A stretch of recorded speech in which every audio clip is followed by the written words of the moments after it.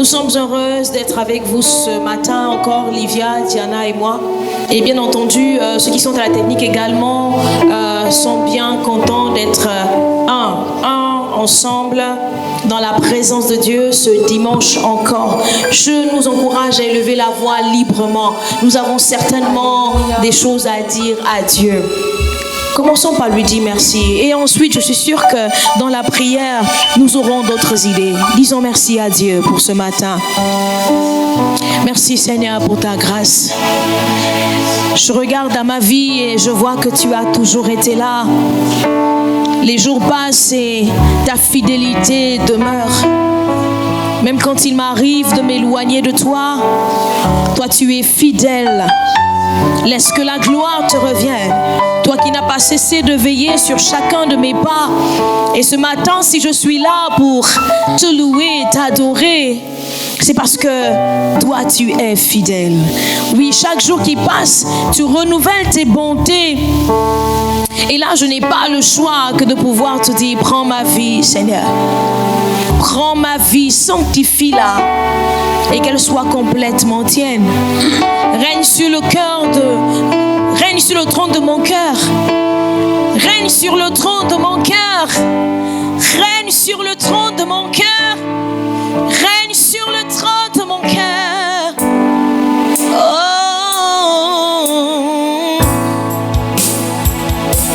Tu es le Dieu que j'adore.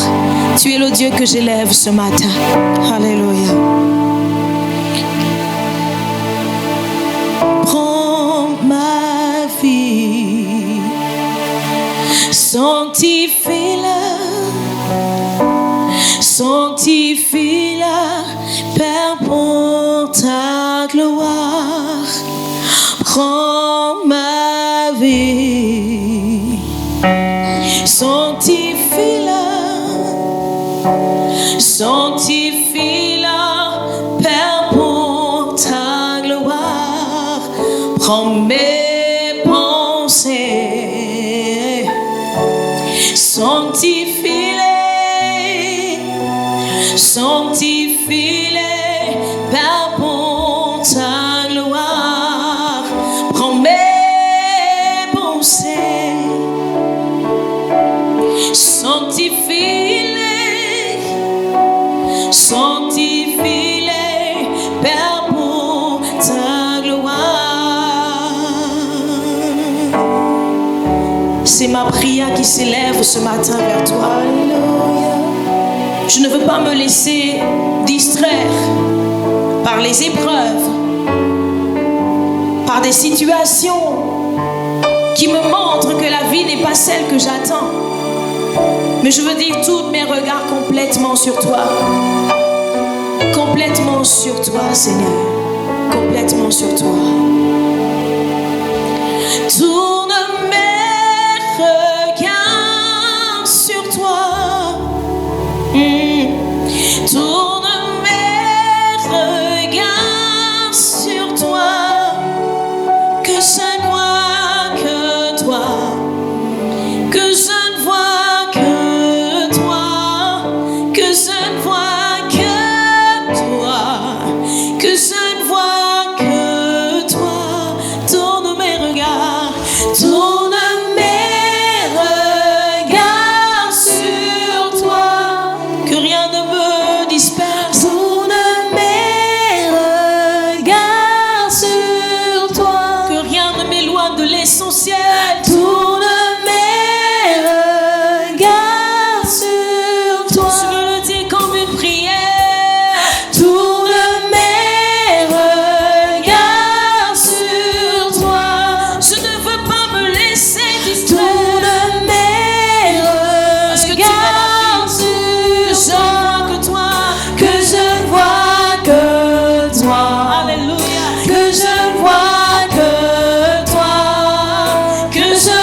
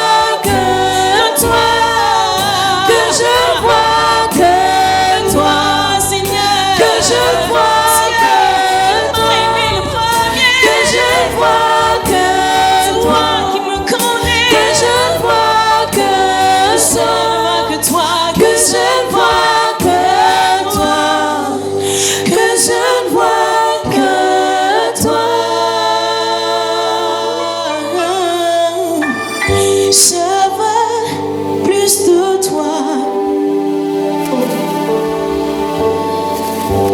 Je veux plus de toi. Je veux plus de toi. Je veux plus de toi. Jésus, plus je te connais, plus je te désire. Jésus, plus de toi. Je veux plus de toi. Je veux plus de toi. Pour mieux te ressembler, je veux plus de toi. Parler comme toi, je veux plus de toi. Je veux plus de toi. Pour agir comme toi, Seigneur, je veux plus de toi. Je veux plus de toi. Jésus, plus je te connais, plus je te désire, plus je te désire. Jésus, plus de toi. Sur mon cœur je dis, je veux plus de toi. Je veux plus de toi. Seigneur, je veux plus de toi. Je veux plus de toi. Je veux plus, je veux plus, je veux plus de toi. Je veux plus de toi. Jésus, je veux plus de toi. Je veux plus de toi. Je veux plus de toi. Jésus, plus je te connais, plus je te connais, plus je te désire, plus je te désire. Jésus, plus de toi, plus de toi. Je veux plus de toi. Je veux plus de toi. Seigneur, je veux plus de toi dans ma vie. Je veux plus de toi. Je veux plus de toi. Je lève ma voix et je dis, remplis-moi de toi, Seigneur. Je veux plus de ta vie. Remplis-moi, remplis-moi, remplis-moi de toi. Je veux plus de toi. Je veux plus de toi, Seigneur. Je veux plus de toi. Jésus, plus je te connais, plus je te désire. Jésus, plus de toi. Plus je te connais, plus je te désire. Jésus, plus de toi. Plus je te connais, plus je te connais, plus je te désire, plus je te désire. Jésus, plus de toi, plus de toi. Plus je te connais, plus je te connais, plus je te désire, plus je te désire. Jésus, plus de toi, plus de toi. Plus je te connais, plus je te connais, plus je te désire. Jésus, plus de toi. Tourne mes regards sur toi. Tourne mes regards sur toi. Que je ne vois que toi. Que je ne vois que toi. Que je ne vois que toi. Que je ne vois que toi. Alléluia. Oui, nous pouvons encore élever une prière vers Dieu. Merci Seigneur. Parce que tu nous rapproches de toi. tu nous remplis de toi. C'est la raison pour laquelle ce matin nous voulons encore disposer nos cœurs pour entendre ce que tu as à nous dire. Nous croyons que par ta parole, tu vas nous rendre davantage semblables à toi. Nous croyons que par ta parole, tu vas encore nous remplir de ta vie, la vie Zoé qui nous rapproche de toi. Nous voulons devenir chaque jour un peu plus semblable à toi. Que la gloire te revienne. Au nom de Jésus. Amen. Amen. Alléluia. Amen.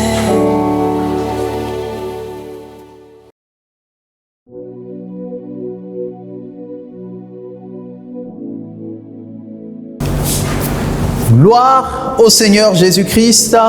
Quel bon moment de louange et d'adoration. Nous avons encore envie de rester dans cette atmosphère uniquement pour lui, rien que pour le célébrer, pour l'adorer encore.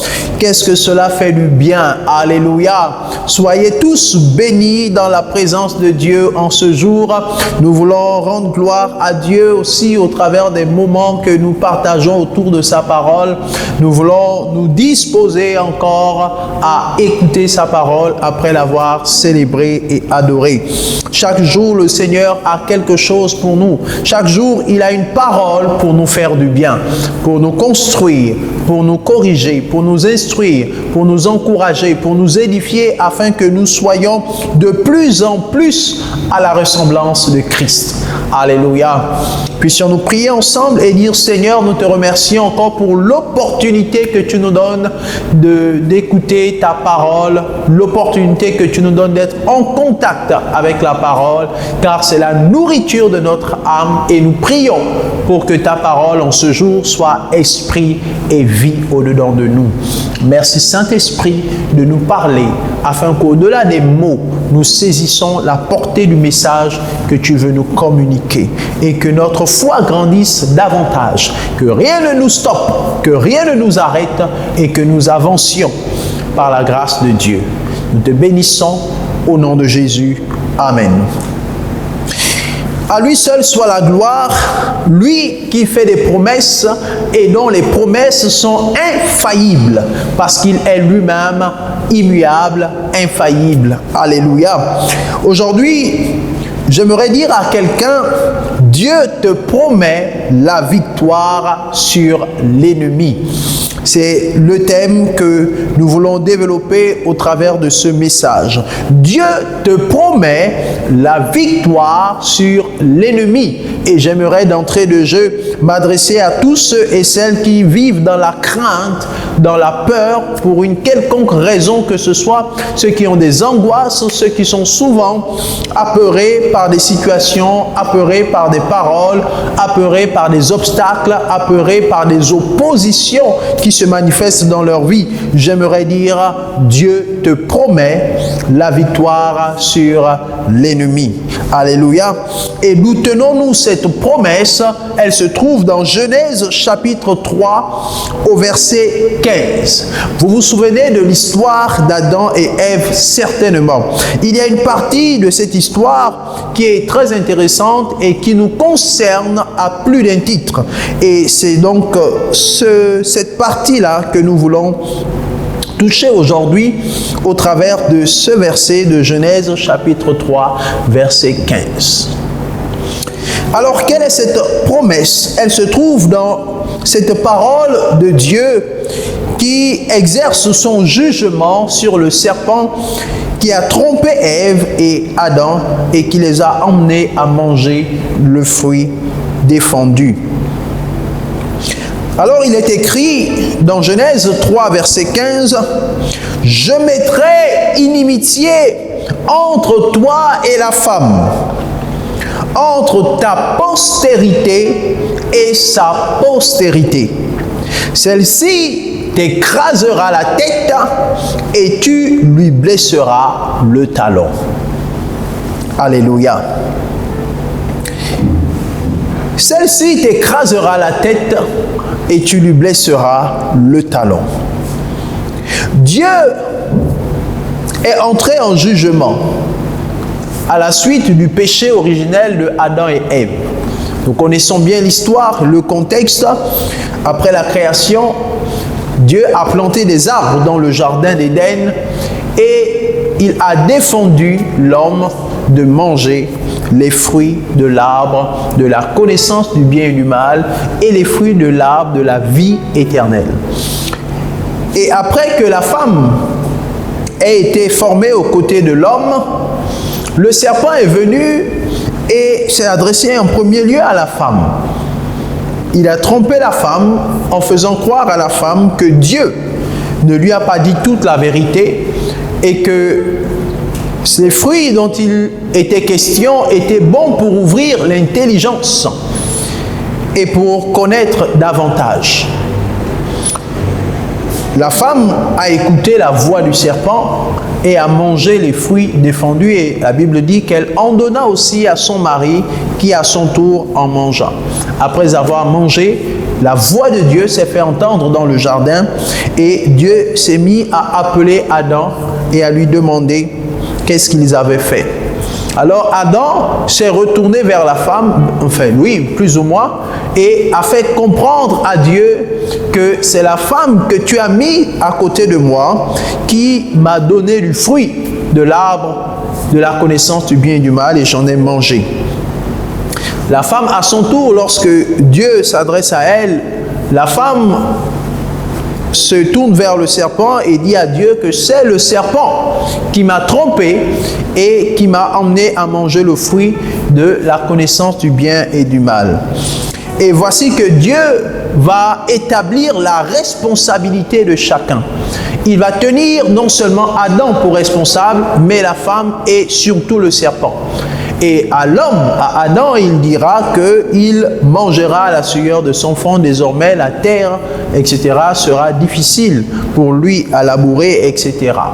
Et il dira à la femme qu'elle enfantera avec douleur. Et puis maintenant, quand il arrive au serpent, il fait des promesses. Du moins, il exerce son jugement, mais ce jugement-là, on considère une partie de ce jugement-là comme une promesse, pour ne pas parler aussi de prophétie, du moins de ce qui allait arriver dans la suite des temps. Mais il y a une promesse, et cette promesse-là, qui se trouve dans ce verset, est déjà le début du plan rédempteur de Dieu pour l'homme. Le texte nous dit: je mettrai inimitié entre toi et la femme. Alléluia. Dieu n'a pas parlé de l'homme, mais de la femme, parce que c'est la femme qui devait engendrer la postérité. C'est à la femme que Dieu a donné la mission de porter les enfants. C'est à la femme que Dieu a donné la mission de porter les enfants pour multiplier la race humaine. Et Dieu dira qu'il y aura donc inimitié entre la femme et le serpent, et principalement entre la postérité de la femme et la postérité du serpent. La postérité de la femme écrasera la tête du serpent, et la postérité du serpent pourra blesser le talon de la postérité de la femme. Alléluia. Un texte parfois bien complexe que nous évitons souvent, mais qui pourtant nous annonce des bonnes choses, qui pourtant nous présente là le plan rédempteur de Dieu pour l'homme. Alléluia. Lorsque nous étudions ce plan rédempteur et que nous disons que Dieu n'a qu'un seul plan rédempteur, il n'en a pas deux, il n'a pas changé de plan, il n'a qu'un seul qui a commencé depuis Genèse et qui continue, alléluia, jusqu'à Apocalypse. Il n'y a qu'un seul plan, et ce plan commence à partir de cette promesse que Dieu fait. Il dit que la femme aura une postérité, et cette postérité-là aura la capacité d'écraser la tête du serpent, en d'autres termes de le vaincre. Quand bien même le serpent pourra blesser le talon, parce que évidemment le serpent était condamné désormais à ramper par le ventre, sur son ventre, et le serpent ne pouvait pas se lever plus haut. Donc s'il y a une partie du corps que le serpent peut attaquer, c'est le talon de l'homme. C'est le talon de l'homme que le serpent peut attaquer. La deuxième chose aussi, c'est que le serpent a souvent la malice d'attaquer par l'arrière. Et donc, même quand bien même il se trouve devant et qu'il peut piquer, il préfère souvent le talon. Alléluia, parce que c'est ce qui est le plus à portée de lui, étant donné qu'il est au sol et que c'est le talon qui touche le sol. Mais Dieu dit que les deux postérités se feront la guerre en quelque sorte. Celle du serpent pourra blesser celle de la femme et celle de la femme pourra écraser la tête du serpent. Alléluia. C'est un texte important qui nous parle à la fois de Christ, mais aussi de ceux qui seront en Christ. Alléluia. Nous voulons comprendre davantage ce que la Bible appelle postérité. Et nous savons que les choses vont évoluer après la femme, après Adam et Ève, ils vont avoir des enfants qui vont donner d'autres enfants et Dieu va faire des alliances au fur et à mesure à partir de Noé, de Abraham avec chacune des postérités, chacun des membres qui composent la postérité de la femme. Alors, la Bible dit que la postérité, que le serpent aura aussi une postérité. Et nous voulons voir là quelques exemples de postérité du serpent. Vous savez, ce que la Bible appelle le serpent, ce n'est que Satan, ce n'est que le diable, ce n'est que le calomniateur. Alléluia, ce n'est que l'ange déchu, Lucifer, qui porte aussi le nom du serpent. Parce que Lucifer s'était incarné dans le serpent, mais la Bible l'appelle lui-même aussi le serpent ancien. La Bible l'appelle le père du mensonge, la Bible l'appelle de plusieurs noms, de Belzébul, etc. Et nous voulons voir les postérités. Quand on regarde, on prend quelques exemples dans la Bible de postérité. On va lire dans Jean chapitre 8, verset 44. On voit quelques exemples de postérité du serpent. Dans Jean chapitre 8, verset 44, c'est Jésus qui parle. Et Jésus parle à certains scribes et pharisiens qui s'opposaient volontairement à lui et qui cherchaient à le faire mourir. Et il leur dit ceci: vous avez pour père le diable et vous voulez accomplir les désirs de votre père. Il a été meurtrier dès le commencement et il ne se tient pas dans la vérité parce qu'il n'y a pas de vérité en lui. Lorsqu'il profère le mensonge, il parle de son propre fond, car il est menteur et il est le père du mensonge. Donc, dans Jean 8, verset 44, Jésus parle des enfants du diable. Il s'adresse pourtant à des hommes, il s'adresse pourtant à des personnes qui sont en face de lui, il s'adresse pourtant à des pharisiens, à des scribes, mais des personnes qui conspiraient dans leur cœur le meurtre, parce qu'ils avaient le désir de faire mourir Jésus. Et Jésus dit que vous avez pour père le diable. Donc vous êtes de la postérité du serpent. Vous êtes de la postérité du diable et vous voulez accomplir les désirs de votre père. Parce que lui, c'est un meurtrier depuis le commencement. Donc si vous avez dans votre cœur aussi le désir de faire mourir d'autres personnes, c'est que vous êtes de la postérité du serpent. Parce que si vous êtes de la postérité de la femme, le meurtre ne fera pas partie de votre langage. Le meurtre ne sera pas dans votre cœur. De la même façon, il est le père du mensonge. Le mensonge ne ferait pas partie de votre vie. Le mensonge fait partie intégrante de la vie des personnes qui composent la postérité du serpent. Alléluia. Un autre exemple se trouve dans Actes chapitre 13, versets 8 à 10.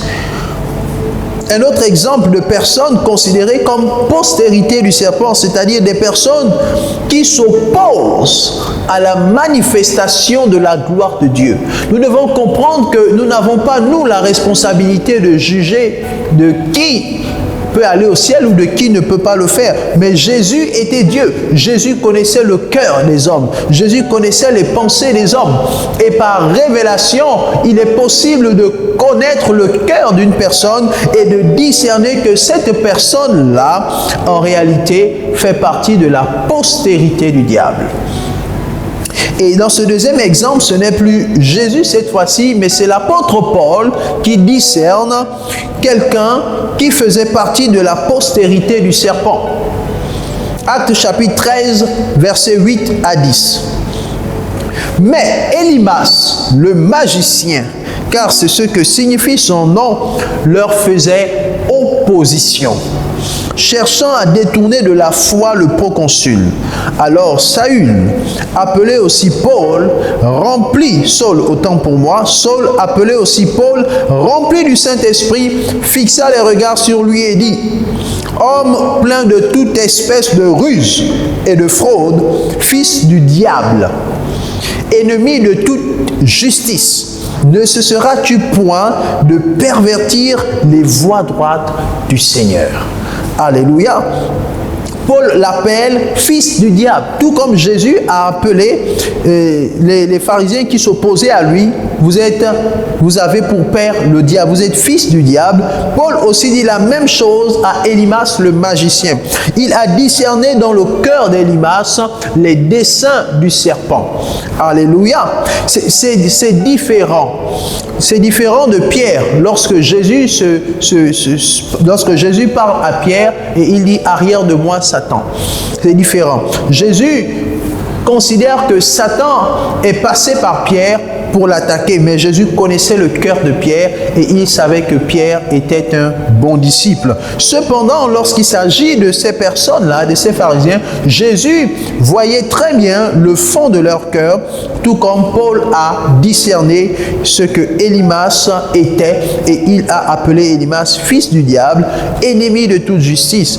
Et ce qui est encore plus prononcé dans ce texte de l'apôtre Paul, c'est qu'il dit non seulement qu'il est fils du diable, mais il dit que Élimas faisait opposition. Le texte dit qu'il leur faisait opposition.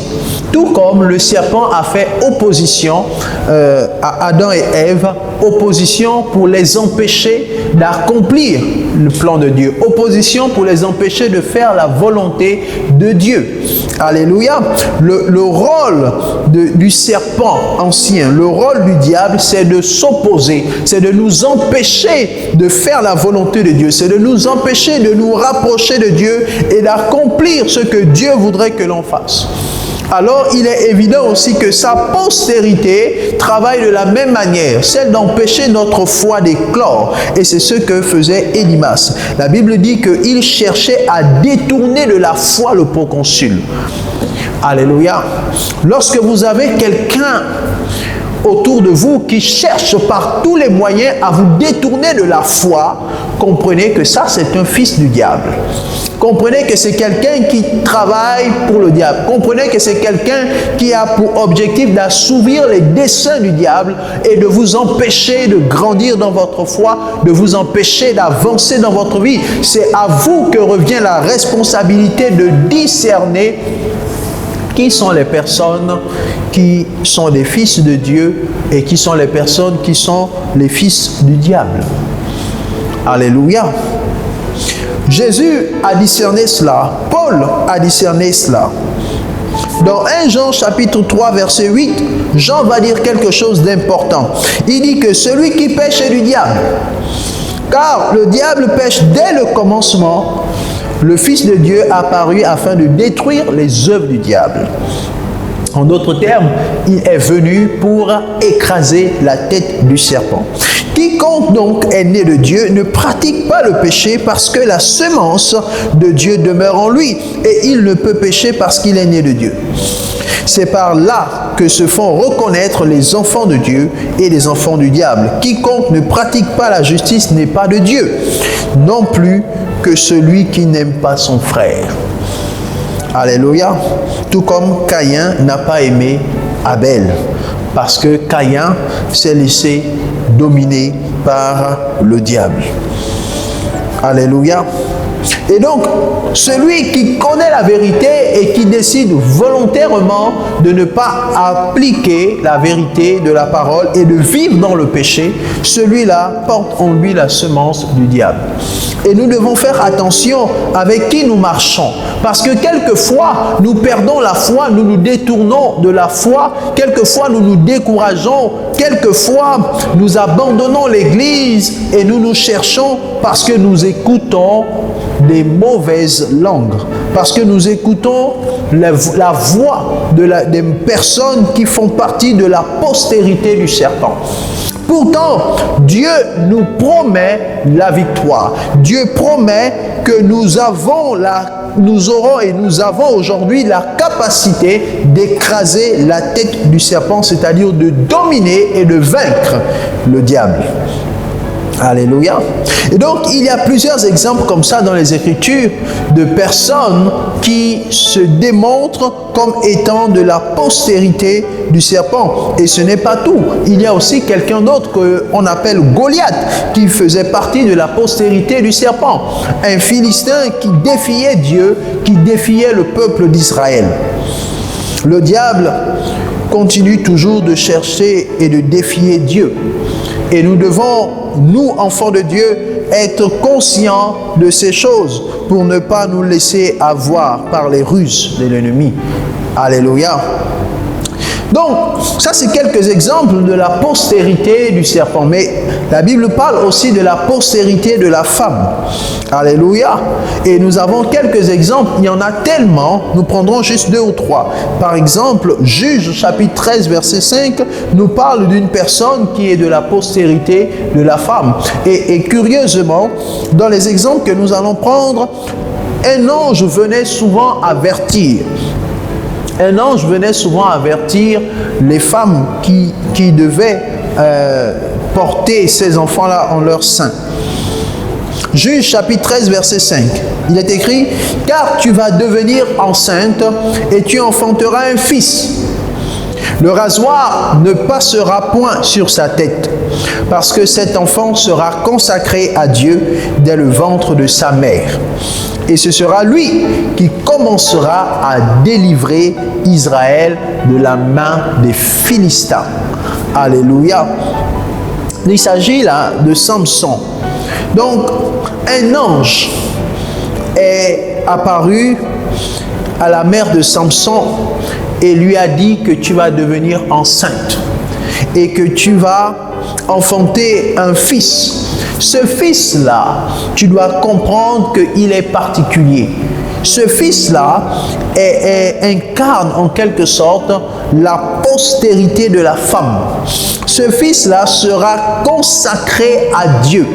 Et le rasoir ne passera donc point sur sa tête parce qu'il sera consacré dès le ventre de sa mère. Et ce sera lui qui commencera à délivrer Israël de la main des Philistins. Alléluia. On voit là, toujours, dans ce texte, on voit toujours en arrière-plan cette lutte-là, ce combat qu'il y a entre la postérité du serpent et la postérité de la femme. À chaque génération, Dieu suscite une personne, Dieu suscite un sauveur, Dieu suscite un juge, toujours parce qu'il y a guerre entre la postérité de la femme et la postérité du serpent. Ici, Israël est constamment en guerre contre les Philistins qui à certains moments dominent sur eux et Dieu suscite un Samson qui viendra comme pour écraser la tête du serpent. Alléluia. Dans 1 Samuel 17, on nous parle de David. David qui lui aussi fait partie de la postérité de la femme et qui avait aussi la mission de sauver Israël, qui avait la mission de régner sur Israël et qui incarnait en premier lieu la royauté, en deuxième lieu après Saül, la royauté, mais en premier lieu parce qu'il incarnait la royauté de Christ. Lorsqu'on parle de Christ, on parle de Christ en tant que descendant de David, on fait allusion à la royauté, non pas descendant de Saül, mais de David. Et donc, il fait partie de la postérité de la femme. Alléluia. Galates chapitre 4, versets 4 à 5 aussi nous donne quelques indices importants. Galates chapitre 4, versets 4 à 5, qui nous parle cette fois-ci de Christ.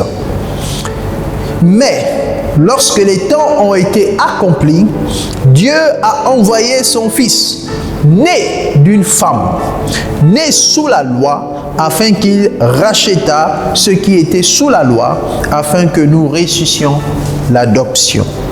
Et dans Luc 1, versets 30 à 31, l'ange qui s'est révélé à Marie lui dit: « Ne crains point, Marie, car tu as trouvé grâce devant Dieu. Et voici, tu deviendras enceinte et tu enfanteras un fils et tu lui donneras le nom de Jésus. » Alléluia. Jésus est par excellence celui qui incarne la postérité de la femme. Alléluia. Nous pouvons trouver parmi les différents personnages que Dieu a utilisés dans l'Ancien Testament, que Dieu a oint de son esprit pour accomplir ses œuvres dans l'Ancienne Alliance. Nous pouvons trouver plusieurs personnages que nous pouvons intégrer dans la postérité de la femme, mais le summum, c'est Jésus. C'est Jésus qui est l'incarnation parfaite de la postérité de la femme. Lorsque Dieu dit qu'il y aura inimitié entre sa postérité et ta postérité, et que celle-ci t'écrasera la tête et tu lui blesseras le talon, il est d'abord et principalement question de Jésus-Christ. Alléluia. Il est d'abord et principalement question de Jésus-Christ. Donc Christ est en premier lieu la postérité de la femme. Quand bien même nous pouvons ajouter à cette postérité de nombreux personnages qui en font partie, mais Christ est le personnage central et principal de la postérité de la femme. Alléluia. Et lorsque on écoute, on lit plusieurs érudits, plusieurs chercheurs, plusieurs théologiens, on retrouve dans la plupart des analyses l'accomplissement de ce que Dieu a dit à la femme. Lorsque Dieu dit que tu lui blesseras le talon, mais lui t'écrasera la tête. Et on fait allusion à ce moment-là à la mort de Christ, qui est comme une blessure et qui évidemment va guérir, c'est-à-dire il ne va pas en mourir, il va ressusciter. Donc on fait allusion à sa mort, la mort que Satan va lui infliger, la mort de la croix, et ensuite par la résurrection, Christ va obtenir la victoire sur Satan, qui est symbole d'écraser sa tête. Mais cette victoire, nous devons retenir qu'elle est partielle. Elle sera totale dans son accomplissement physique et matériel lorsque Christ reviendra et qu'il établira son royaume sur la terre. Alléluia. La mort de Christ est donc plus ou moins l'accomplissement de ce que Dieu a dit lorsqu'il a dit que le serpent pourra lui blesser le talon. Alléluia. Mais Christ a été vainqueur de la mort. Et c'est la bonne nouvelle, c'est que Dieu nous rend victorieux avec Christ. Et c'est pourquoi nous disons que Dieu te promet la victoire sur l'ennemi. Pourquoi? Parce que Jésus a déjà remporté cette victoire à la croix de Golgotha. Jésus a remporté la victoire sur le serpent. Jésus a remporté la victoire sur le diable. Jésus a remporté la victoire sur la mort. Il a vaincu la mort par la résurrection. Alléluia. Lorsque Jésus allait à la croix, je suis convaincu que l'ennemi de son âme, l'ennemi Satan, était en train de se réjouir de ce qu'il était en train de réaliser, un exploit. Mais il ne savait pas que la mort ne pouvait pas le retenir. Comme dit la parole, après la mort, la résurrection a jailli, et la Bible déclare que Jésus a récupéré les clés de la mort et du séjour des morts, et que Jésus a vaincu la mort.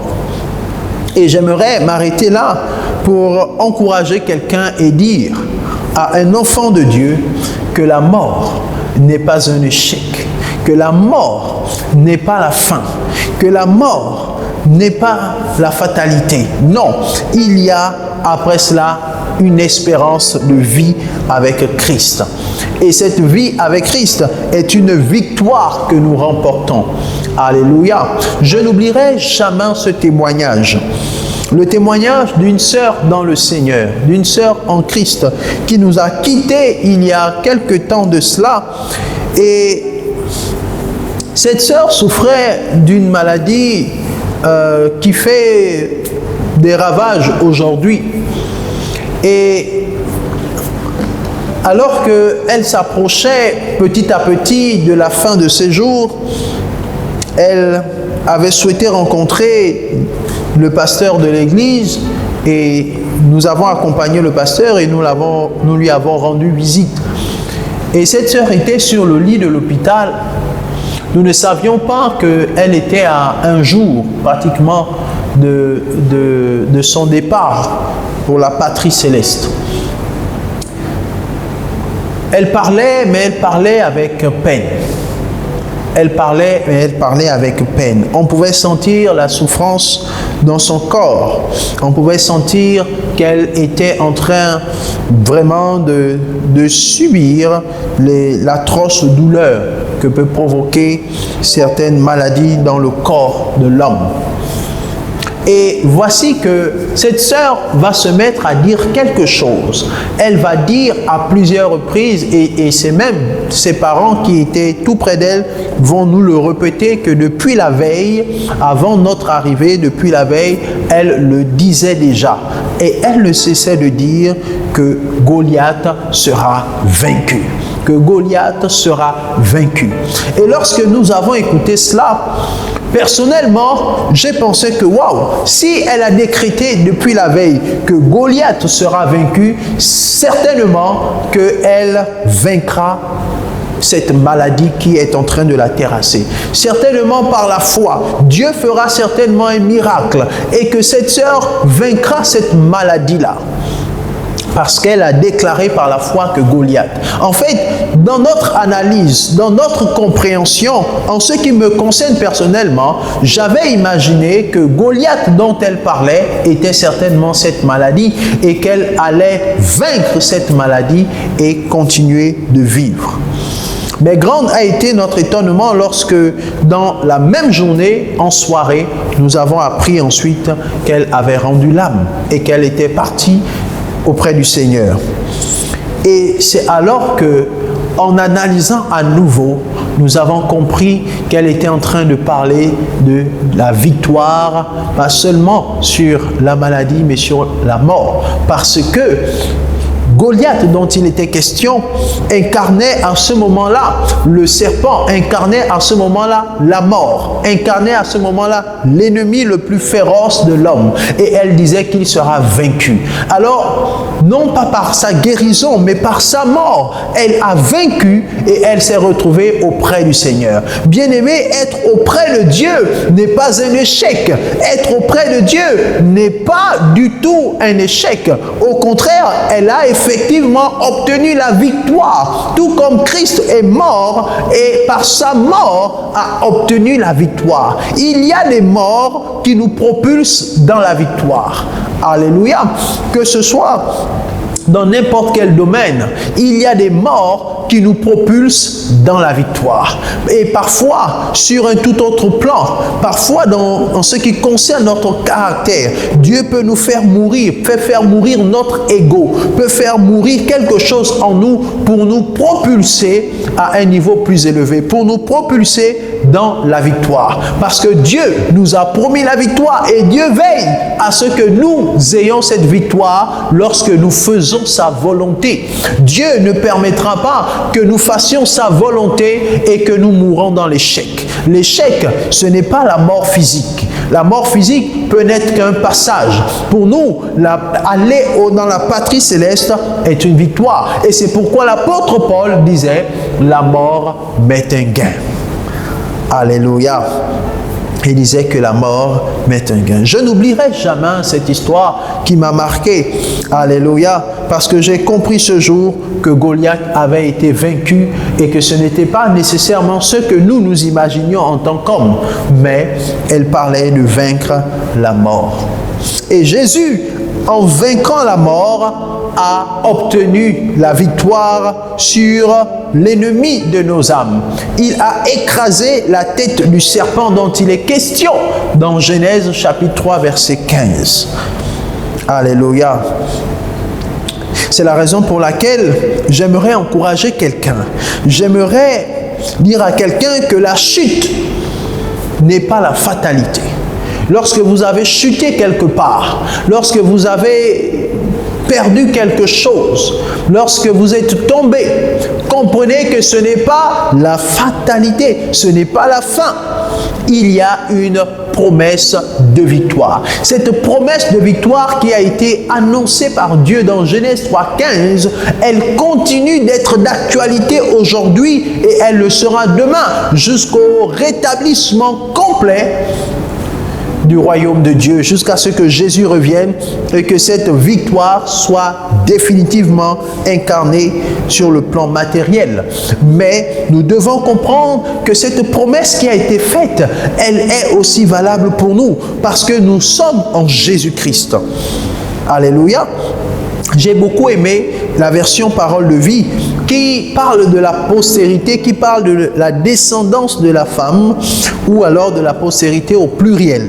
Alléluia. Genèse 3,15 dans la version Parole de vie, il est dit: voici ce que je décide. C'est Dieu qui parle. La femme et toi, vous deviendrez des ennemis. Ceux qui naîtront d'elle et ceux qui naîtront de toi deviendront des ennemis. Ceux qui naîtront d'elle t'écraseront la tête et toi, tu les blesseras au talon. Alléluia.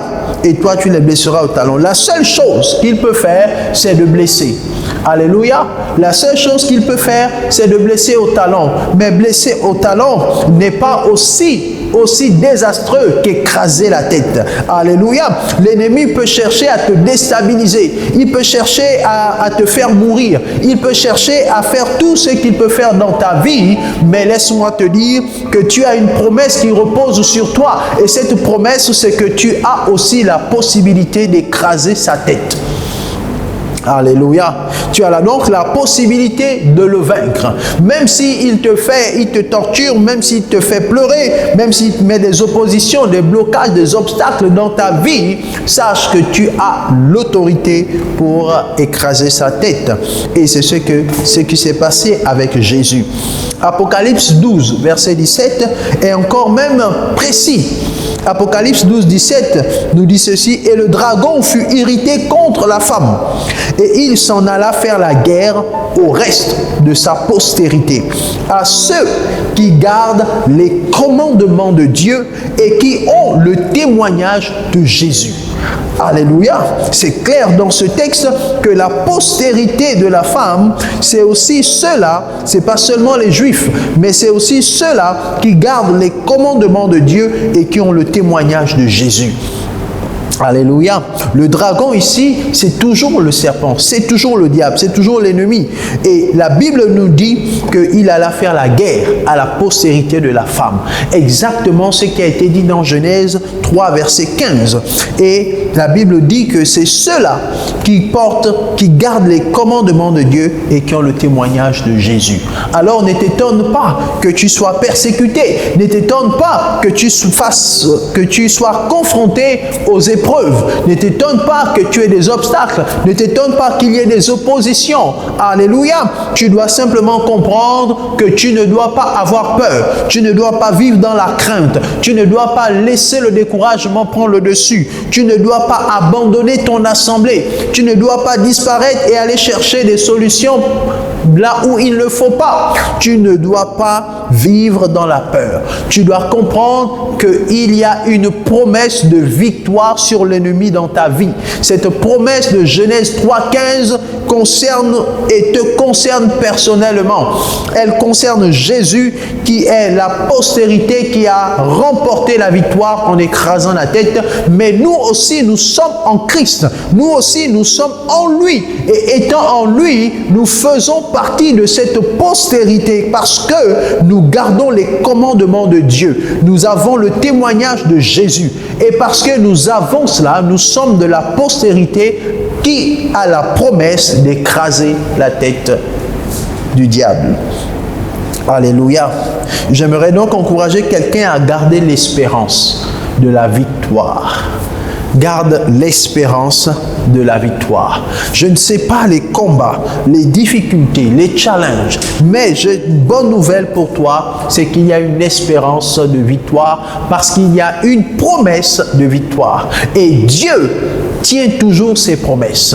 Dieu est infaillible, il est immuable et sa parole est aussi infaillible. Si Dieu a fait la promesse que tu as la victoire, alors la victoire est tienne. Alléluia. Quelquefois, nous avons l'impression de ne pas voir la victoire parce que nous analysons les choses d'un point de vue simplement humain. Alléluia. Nous ne comprenons pas exactement le dessein de Dieu dans telle situation, dans telle circonstance. Nous ne comprenons pas exactement les plans de Dieu et nous analysons les choses avec une intelligence naturelle, une intelligence charnelle, humaine. Et nous voulons voir les choses se passer, se produire comme nous voulons. Alléluia. Mais Dieu sait que dans toutes ces situations, nous sommes plus que vainqueurs par celui qui nous a aimés. Alléluia. Lorsque je me souviens et de ce témoignage dont j'ai parlé, de cette sœur qui souffrait énormément et qui a dit que Goliath sera vaincu et qu'il s'agissait de la victoire sur la mort et du départ à la patrie céleste, j'ai compris ce que l'apôtre Paul nous disait, c'est vraiment que la mort nous est un gain.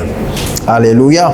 Non pas que nous devons désirer cela. Non, nous devons nous battre et faire le nécessaire pour nous accomplir sur cette terre. Parce que la promesse concerne d'abord la terre. Alléluia. Mais lorsque le moment d'aller à la patrie arrive, nous devons comprendre que c'est une victoire parce que nous allons nous réjouir auprès de Dieu. Alléluia. C'est la promesse infaillible de Dieu. Mais Dieu nous donne la victoire aussi ici-bas. Et tout ce que nous pouvons faire pour voir cette victoire incarnée, nous devons le faire. Prier, nous devons le faire. Méditer, nous devons le faire. Proclamer, nous devons le faire. Mais nous devons savoir faire confiance à Dieu en tout temps, en toute occasion. Ne pas analyser les choses simplement d'un point de vue humain, mais comprendre qu'il y a une promesse de victoire dans nos vies. Et nous devons nous tenir à cela pour ne pas vivre dans la crainte. Nous devons nous tenir à cela pour ne pas vivre dans la peur. Nous devons nous tenir à cela pour ne pas laisser l'angoisse prendre le dessus.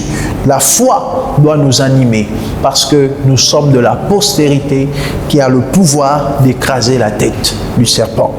La postérité qui a le pouvoir de vaincre l'ennemi de nos âmes. Alléluia.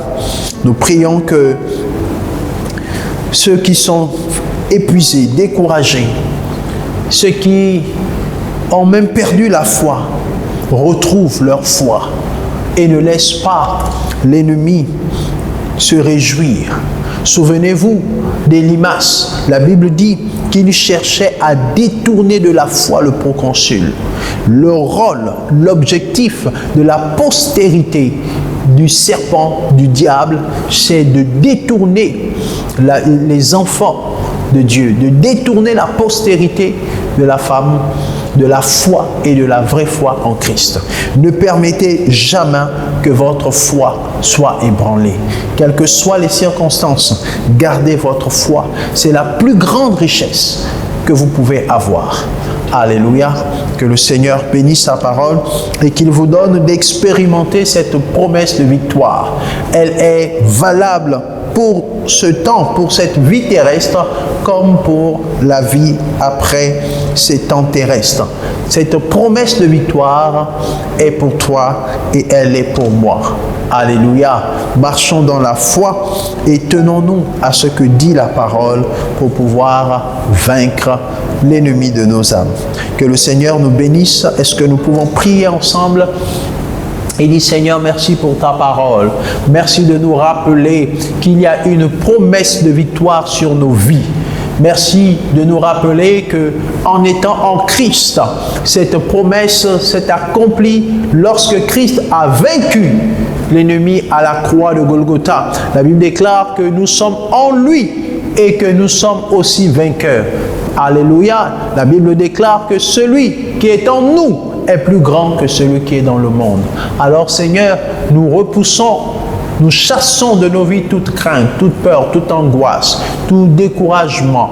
Et nous croyons, Seigneur, que tu prends le contrôle pour conduire chacun de nos pas vers la victoire. Merci pour ta parole, merci pour ta grâce.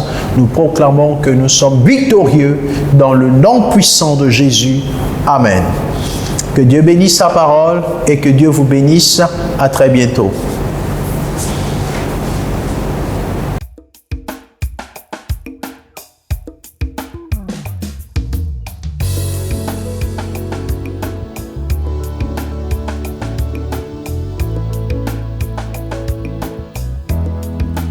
Je suis un flot.